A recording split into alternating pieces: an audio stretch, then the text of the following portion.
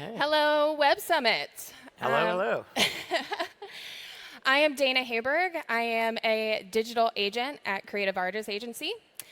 Joined with me is John Acunto. He's the CEO of Infinite Reality. Yes. So, John, let's jump right in. Let's do it. So, first off, for people who have never met you, never heard Yeah. of your company, why don't you just educate us a little bit on Infinite Reality and some of the things that you and your company are focused on? Yeah, so Infinite Reality is actually a combination of a lot of different companies. We started off as a social platform where we created a social product that paid creators for the content that they posted. We then saw this opportunity in Web3 and the ability to take our social product and use it as a backbone to create amazing metaverse experiences. So I went on a buying spree. We bought a amazing metaverse building company that did Burning Man 2 years in a row. We bought Thunder Studios for $150 million in January, which is one of the largest independent studios in California. We then turned and purchased Rec Global, which I think you guys just heard, which is an amazing company. We purchased that for $470 million. Wow. And all of these acquisitions are designed to build one company that can create metaverses for clients of ours that have audiences. So really our job is to create metaverses for clients who have audiences, and we build it. The clients own 100% of the metaverse, and we give them these amazing tools. Social media, our stage, all of our assets through the Rec Media acquisition. So we're basically sort of like, think of it as a website builder for metaverses, where at the end of the day, if you want to build a website, you own that website. You wouldn't give that away. And you're not only partnering with brands, you're partnering with other companies, other talent to create these experiences? Correct. Right now, we just announced a big partnership with Warner Discovery, where we're going to be creating experiences.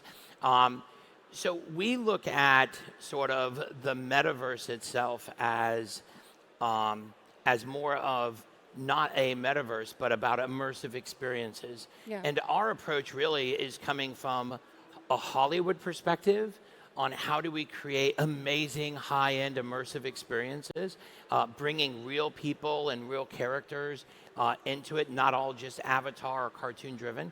So we're hyper-focused on that, and we're working with some of the biggest companies in the world to deliver that.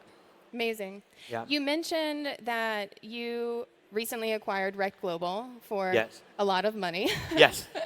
But with that, obviously, you guys are diving deep into gaming and esports. Exactly. What's the reason behind that?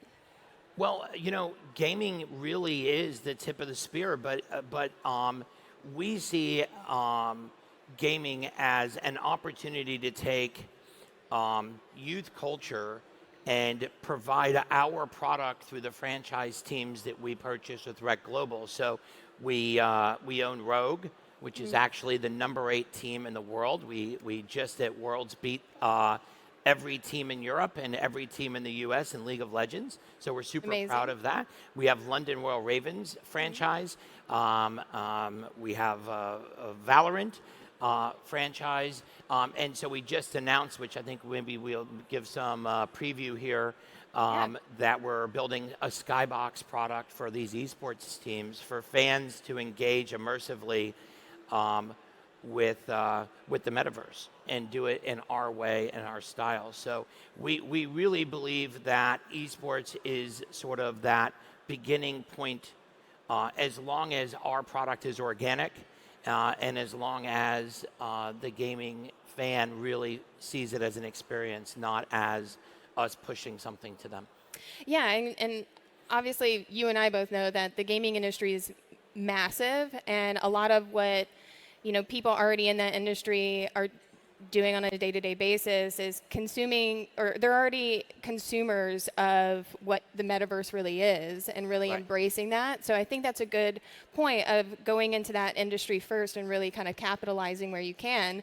Something I have a bunch of notes here Yeah, of a yeah, bunch yeah. of other companies and partnerships that you've done recently. Yep. You recently opened a headquarters in Luxembourg, a European Correct. headquarters. You have a partnership with the University of Luxembourg. Yep. You also, aside from Rec Global, you have a partnership with Fuels Europe. Correct. Yep. And also you have a strategic alliance with Koi Esports. And Yeah. you mentioned this multi-year partnership with Warner Brothers Discovery. Do you want to touch on that a little bit more? Yeah, we really have a high focus right now with Europe. Obviously, the esports teams are Germany and London. Our transaction with Koi, which is out of Barcelona, Spain, and obviously that comes with Gerard Piqué as well and Cosmos. We really see Europe as a very important space, and here's sort of the rationale behind that. When you think about the metaverse, our version of it is this amazing removal of distance to create spaces where people can communicate. Yesterday, somebody asked me a really good question. They said, John, now that COVID's over and people can go out and see things, isn't the metaverse kind of who cares? Like, why would I want to go back into that space? Like, it should have been there 2 years ago. And I think that, in fact, it's more important today. You're not going to, because COVID's over, stop using FaceTime, for example, right? You're still going to want to communicate and remove distance. We really believe Europe is going to be that first adopter of doing that. They were really an amazing adopter of WhatsApp. In fact, here in the audience, those that are Europe, how many of you use WhatsApp, right, as that communication tool versus text or other things? So we really have a very powerful Europe first strategy. Amazing. And obviously you mentioned that just announced, I believe today, that you guys are doing something with Skybox. So I'm curious to learn a little bit more about that and what that announcement was about. Yeah, so Skybox really is, it's very similar to what we'll be doing with Warner Discovery, is we're hyper-focused on sort of a triangle where the top of the triangle is content. And if you think of content and immersive experiences, you then think of the audience that watches or consumes that content. And then you think of the brands. So our Skybox is a place where individuals can come in, and we'll show you some previews here. In fact, maybe we'll see if we can do a preview of that box.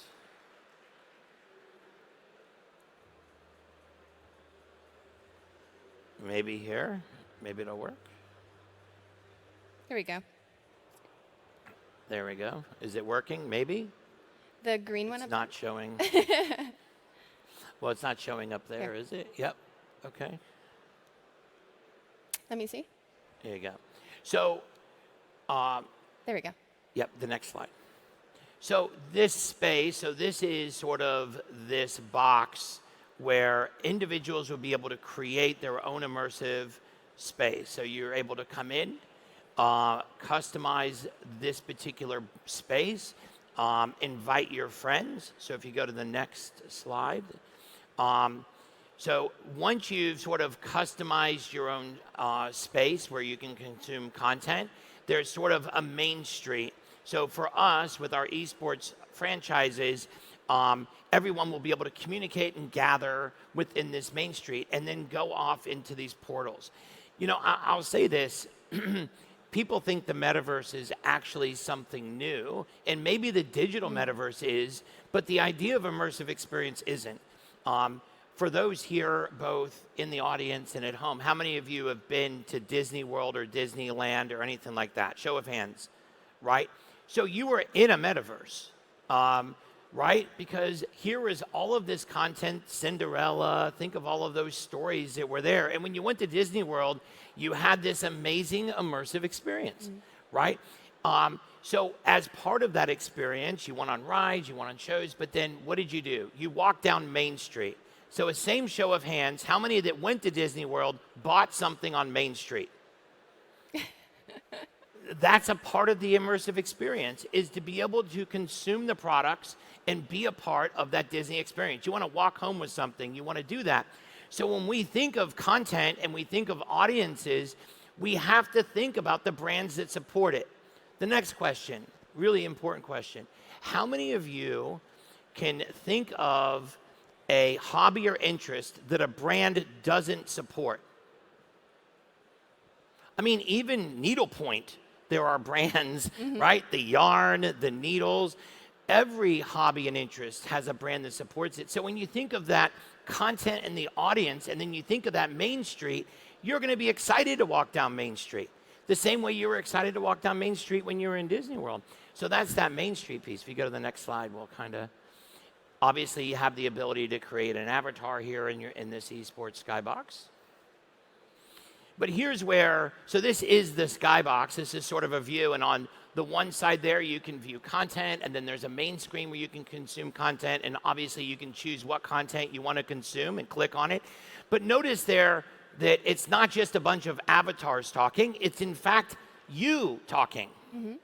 And isn't that a bit of a game changer, that you can actively participate in the metaverse as you? So now imagine when Halloween that just passed, imagine hanging out in the skybox, inviting your friends, and you could be watching a movie on one of the large screens, which is what they're actually looking at, is sort of this big screen, and talking and sharing that with your friends. And so that's that content, and then that's the audience. Next slide. And you can do this anywhere, mobile device, from anywhere, home. right? This isn't a headgear product, so this is basically a streaming product. So you'll be able to do it on your phone, your television, your iPad, all of those things. Exactly. Amazing. Next. So now we bring the brands in, and so we don't just create a space where users or the audience can create and customize their own space, but now we do something that we think transforms everything. And that is that a brand can now customize the space, put a real person in front of a real person. So this part, I think, changes everything. How many of you today went onto the internet and went to your favorite retail outlet, whatever that is, and had a conversation with a salesperson and bought a product? Raise your hand. Right, no one did it. No one went online and had a conversation with a person and bought a product. So here, this allows for brands to do some very powerful things, right? By bringing them into the space. One, it allows them to have a one-on-one conversation with a customer before the sale, during the sale, and after the sale. And we think that's super important. Before the sale, they're able to have a conversation about what things do they like, what size shirt do you like? That's obviously a problem. By a show of hands, how many people here have bought a clothing product online and it was the wrong size? Right? That's a multi-billion-dollar problem that by just having a conversation, and they could have told us that the shirts run small, right? But they don't, right? They make us buy it, return it, and go through that process. So that's before the sale. Then you think about during the sale, having a live conversation. I can now price match. That's a $3 trillion problem. Yep. So that means that, hey, I can buy that shirt here for $49, or the retail has an opportunity to sell it for a discount or price match. And then after the sale is about care and customer service. Here's the best way to take care of those cool shoes, right? You can do them that way. So there's these multiple customizable spaces. The first space is the content, which allows the content on the screen to be controlled by the audience member. The second is the audience space in that skybox, where the individual audience member can create and curate their own space, sort of like the MySpace of the metaverse, if you will, a place to hang your hat, put your NFTs, and customize it, invite your friends. And then, of course, there's that Main Street where individual brands can customize and build their experiences and have real-life people engaging. So. And just to speak to that, the interesting thing is that a lot of these metaverses or companies trying to build within the metaverse are creating these, digital avatars like you've done, but you've added an additional element where there's a video element, like a person-to-person element, Yeah. where it's you actually are talking to someone and it doesn't feel so disconnected because it's just an avatar. That's right. Yeah. And we look at this as it's not just the video box that makes it different. It's we bring you. So that person standing there on the left, the sales clerk, the lady there, is an actual human in the metaverse.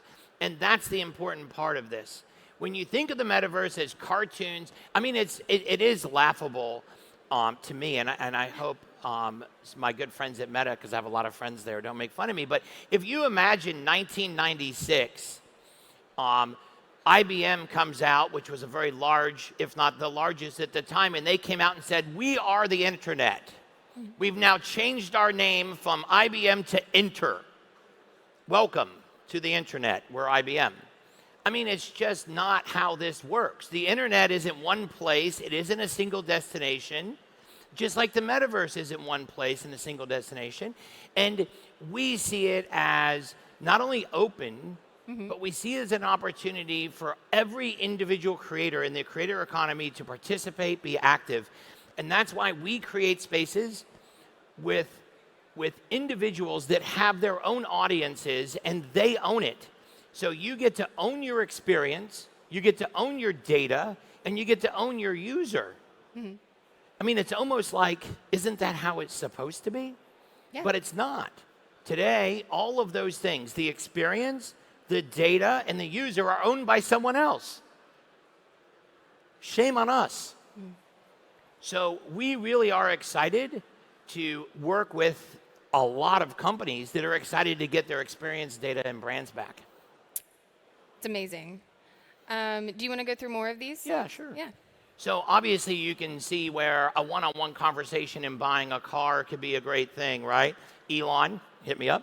So obviously being able to transact one-on-one with a human is, for us, really how we are heading into that space. Content, audience, and then the brands that want to reach those audiences. And of course, everybody wants to be able to pick out and customize a cool car.